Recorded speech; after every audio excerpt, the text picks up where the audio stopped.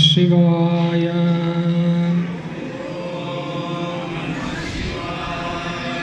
ಓಂ ನಮಃ ಶಿವಾಯ. ಓಂ ನಮಃ ಶಿವಾಯ.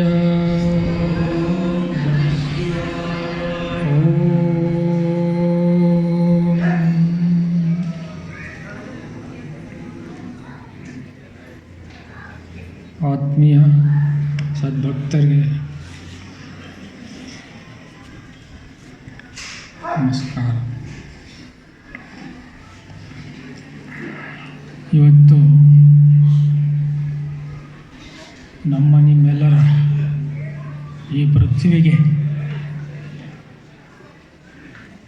ಒಬ್ಬ ಚಕ್ರವರ್ತಿ, ಚೈತನ್ಯದ ಚಕ್ರವರ್ತಿ ಅಂತ ಅಂದರೆ ನಮ್ಮನ್ನು ಆಳಲಿಕ್ಕೆ ಮೋದಿ ಅಥವಾ ಸರ್ಕಾರ ಅಂತ ಒಂದು ಇದಿರ್ತದೆ, ಅವರು ನಮ್ಮ ಭೌತಿಕ ವ್ಯವಹಾರವನ್ನು ನಿಯಂತ್ರಿಸ್ತಾರೆ.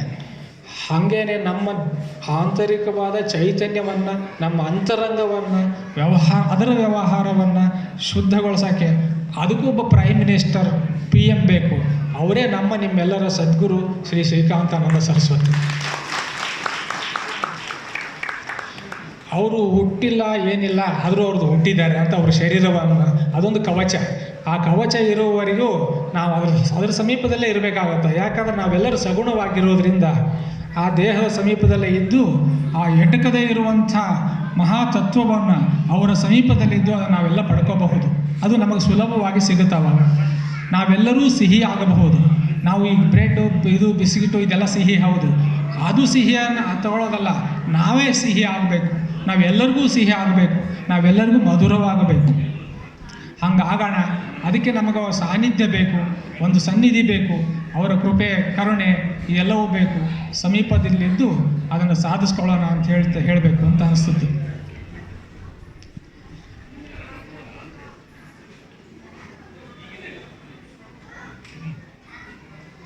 ಮಾತಾಡ್ತಾ ಮರೆವಾಗತ್ತೆ.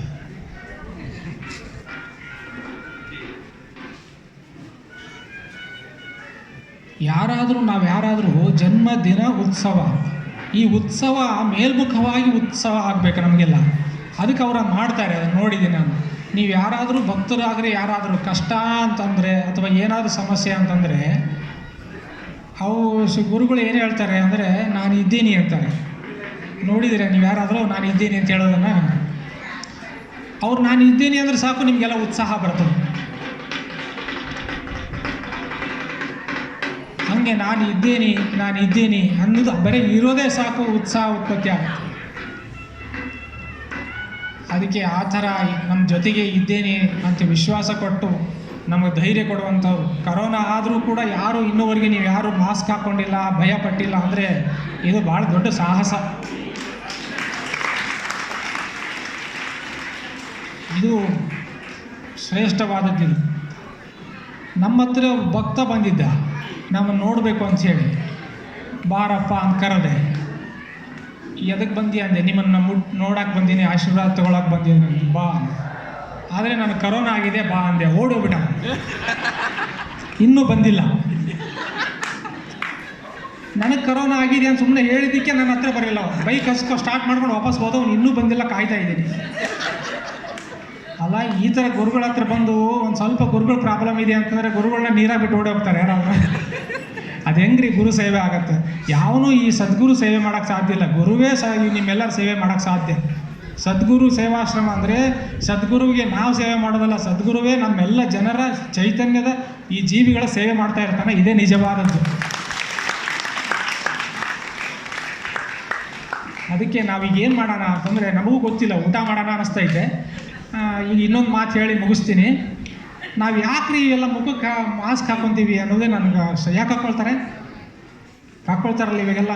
ಎದಕ್ಕೆ? ಕರೋನಾ ಬಂದಿದೆ, ಅದು ನಮಗೆ ಬರಬಾರ್ದು, ನಮ್ಮ ಹತ್ರ ಕರೋನಾ ಇದ್ದರೆ ಅವ್ರಿಗೆ ಹೋಗಬಾರ್ದು ಅಂತ ತಾನೇ ಹಾಕ್ಕೊಂಡಿರೋದು. ಅದಕ್ಕೆ ಜನ ಹೇಳ್ತಿದ್ರು ಮೊದಲೆಲ್ಲ ಬಾಯಿ ಮುಚ್ಕೊಂಡಿರೋ ಅಂತ. ಯಾರು ಮುಚ್ಕೊಂಡಿರೋಕ್ಕಾಗಲಿಲ್ಲ. ಅದಕ್ಕೆ ಇದೊಂಥರ ಪರಿಸ್ಥಿತಿ ಬಂದ್ಬಿಡ್ತು. ಸುಮ್ಮನೆ ಎಲ್ಲರೂ ಏನು ಮಾಡಬೇಕು, ಬಾಯಿ ಮುಚ್ಕೊಂಡಿರ್ಬೇಕು. ಹಂಗಾಯ್ತು. ಬಾಯಿ ಮುಚ್ಕೊಂಡಿರೋ ಪ್ರಾಣಿಗಳನ್ನೆಲ್ಲ ತಿಂದಾಯಿತು. ಅದಕ್ಕೆ ನಾವೆಲ್ಲ ಬಾಯಿ ಮುಚ್ಕೊಂಡಿರ್ಬೇಕಾಯ್ತು. ಇವಾಗ